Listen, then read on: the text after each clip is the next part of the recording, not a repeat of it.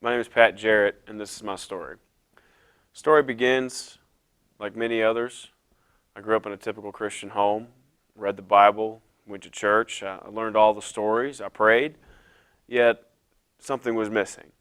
And throughout my life, God had been revealing Himself to me, even though I didn't realize it at the time. However, there were several circumstances in my life that helped lead me to Him, and two in particular that stand out the most.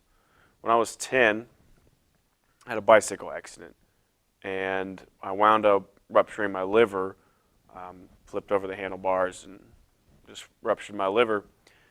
And the doctors were actually surprised that I survived. Most people don't survive something like that. And after major surgery, I woke up and made a full recovery.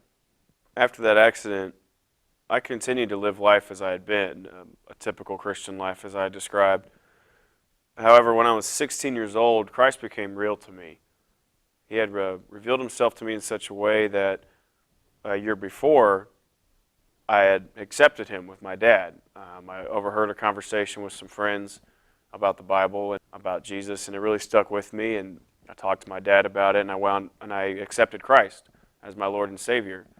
And when I was 16, I went on my first mission trip to Mexico, and that was when Christ became real, very real to me.